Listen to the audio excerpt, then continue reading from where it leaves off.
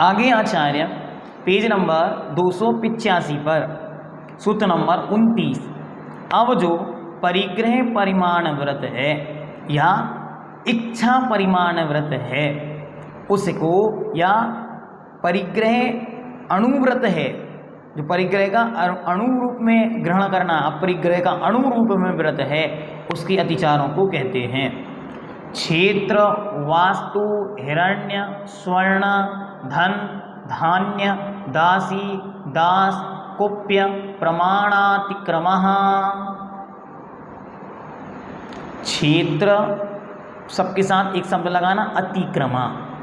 सो क्षेत्र अतिक्रमा, वास्तु अतिक्रमा, हिरण्य अतिक्रमा, स्वर्ण अतिक्रमा, धन अतिक्रमा, धान अतिक्रमा, दास अतिक्रमा, दास अतिक्रमा, कुप्य अतिक्रमा और भांड अतिक्रमा। और चाहे तो दो दो की जोड़ी के साथ लगाएंगे, क्योंकि आचार्य ने मर्यादा पहले कर दी थी, क्या, पंच पंच, पांच पांच बनाने। तो क्षेत्र वस्तु अतिक्रमा, क्षेत्र वास्तु अतिक्रमा, हिरण्य स्वर्ण अतिक्रमा, इस प्रकार से दो दो के जोड़े में बनाने। अब कोई कहेगा यहाँ तो भांड शब्द का प्रयोग नहीं है, तो क्या करें। सो भांड शब्द सामान्य से ग्रहण करने योग्य है, और क्या, ऐसा मान के कर लेना चाहिए। आगे देखते हैं, गद्य नंबर 715 आचार्य ने पूज्यवर उमास्वामी देव ने और उनके प्रत्येक टीकाकार ने, चाहे भगवान समंत भगवान की टीका उपलब्ध है नहीं वर्तमान में, पूज्यपाद देव हो, अगलंक देव भगवान हो, चाहे विद्यानंद महोदय महाराज हो, किसी ने भी भांड शब्द का प्रयोग नहीं किया, ये ध्यान में आपको रखना है। लेकिन फिर भी प्रयोगात्मक दृष्टि से भांड शब्द भी चला आ रहा है। अब गद्य नंबर 715 में कहते हैं, क्षेत्रम सस्य अधिकरणम, सस्य अर्थात फसल का जो अधिकरण है, अधिकरण मतलब स्थान है, उसका नाम है क्षेत्र, जिसमें धान्य आदि होते हैं, उसे क्षेत्र कहते हैं। जिसे अपन लोग अपनी भाषा में खेत कहते हैं। वास्तु आगारम, जो आगार है, घर है, उसी का नाम वास्तु है। कहते वास्तु बिगड़ गई, वास्तु नहीं बिगड़ती, वास्तु में कोई दोष उपस्थित हो जाता।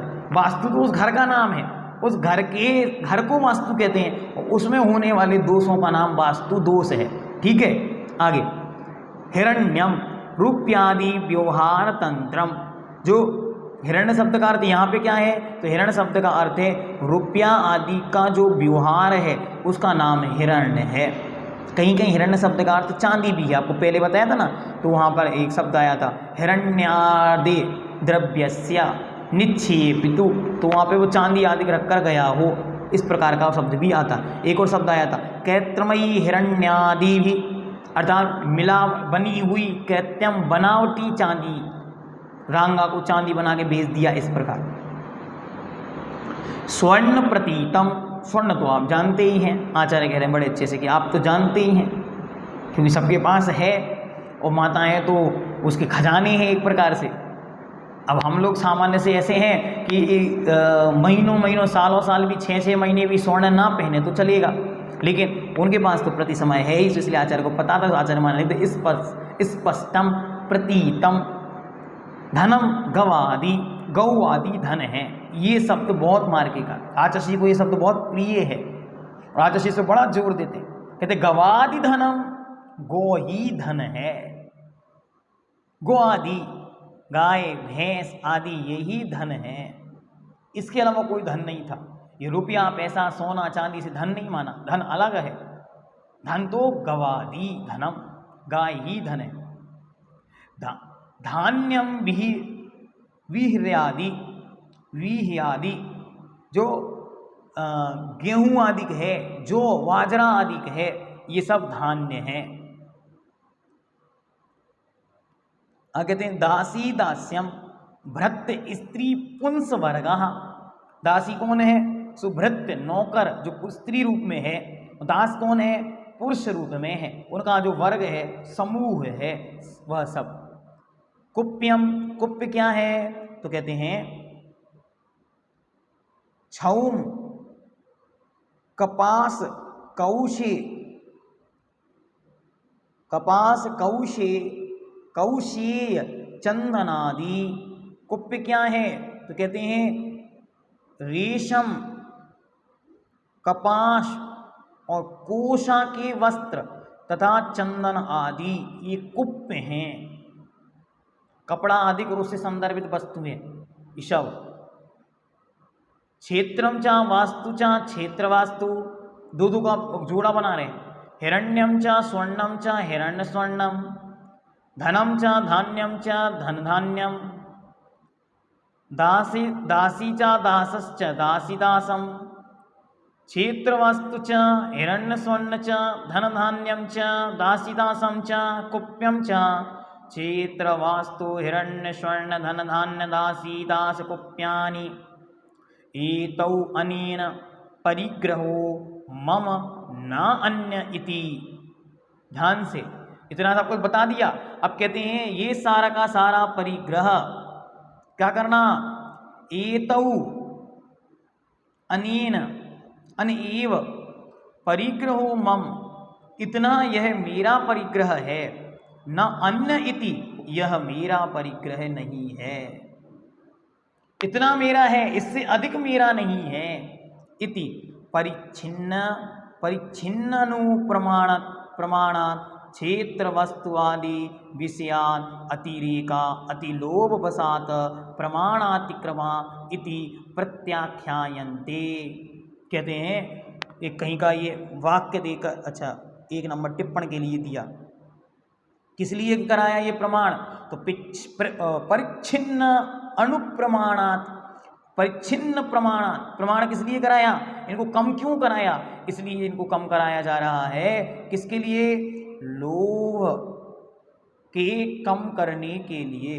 अतिलोभवशात प्रमाणातिक्रमः, अतिलोभ लोभ को कम करने के लिए ये सब कुछ कम किया था। लेकिन फिर भी यदि लोभ का अतिरेक होता है और इनमें विषय अतिरेक, विषय के अतिरेक से, लोभ की अधिकता से यदि कभी प्रमाण का अतिरेक हो जाता है अर्थात प्रमाण में बढ़ जाता है, तो उसे क्या करना चाहिए, प्रमाण अतिक्रमण कहते हैं। अंत में एक शब्द आया है प्रमाणातिक्रमण, क्या है ये, तो लोभ को कम करने के लिए या विषयों की अधिकता से गिद्धता कम करने के लिए प्रमाण किया गया। लेकिन क्या करते, लोभ कषाय का तीव्र उदय होने से या विषयों में अधिक प्रवृत्ति होने से लोभ जो किया प्रमाण था, परिच्छिन्न था, प्रमाण था, मतलब परिमाण किया था, उसका उल्लंघन कर लेना, इसका नाम अतिक्रमण है। कौन सा अतिक्रमण, प्रमाणातिक्रमण। किन के प्रमाण का अतिक्रमण करना, सो क्षेत्र के, वास्तु के, धन के, स्वर्ण के आदि के।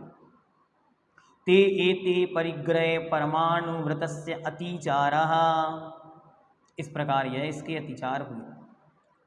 क्षेत्र वास्तु हिरण्य स्वर्ण धन धान दासी दास कुप्य, इनके विषय में मेरा इतना परिग्रह है, इससे अधिक नहीं, ऐसा प्रमाण निश्चित करके लोभ बस क्षेत्र वास्तु आदि के प्रमाण को बढ़ा लेना, अतिक्रमण कर देना। परिच्छिन्न अनुप्रमाणात क्षेत्र वस्तु आदि वास्तु आदि विषय अतिरेका अतिलोभवशात प्रमाण अतिक्रमण, प्रमाण का अतिक्रमण कर देना, जो प्रमाण किया उस प्रमाण को तोड़ देना, भूल जाना या जानबूझकर प्रमाण को बढ़ा लेना। बहुत स्थितियां बनती, आपको भी चाहिए, व्रत अनुव्रत नहीं हुए कोई बात नहीं, लेकिन फिर भी अपने परिग्रह का परिमाण करें। अति परिग्रह नरक का द्वार है। वैवारंभ परिग्रहत्वम नारकस्यायुषः, इसलिए क्या करें, अच्छी तरह बुद्धि का प्रयोग करके परिग्रह का परिमाण करें। और जो कुछ प्रमाण में अब बचा है उसके प्रति कैसी बुद्धि करें, तो आचार्य ने बहुत अच्छी तरह लक्षण दिया। परिग्रह का लक्षण है मम इदम बुद्धि परिग्रहा, और यहाँ पर भी एक शब्द आचार्य भगवंत ने दिया था, क्या दिया था, परिग्रहो मम एतत्, इतना ही परिग्रह मेरा है, ना अन्य इति, इससे अधिक मेरा नहीं है। बस इतना संकल्प आपको करना है, ये परिग्रह मेरा है, इसके अलावा अन्य सबका मेरा त्याग है, ये मेरा नहीं है। इसका के लिए संकल्प यदि आप कर रहे हैं तो आप नरक जाने से बच रहे हैं। इसलिए सबको मेरा विनम्र निवेदन है कि इस चातुर्मास में अच्छी तरह बैठकर विचार करके, चिंतन करके कि हमारा कितना कितना परिग्रह होना चाहिए, उसके अलावा जो अतिरिक्त परिग्रह है उसका अवश्य ही संकल्प पूर्वक का उत्सर्ग पूर्वक त्याग करें। ठीक है, आज के लिए इतना पर्याप्त।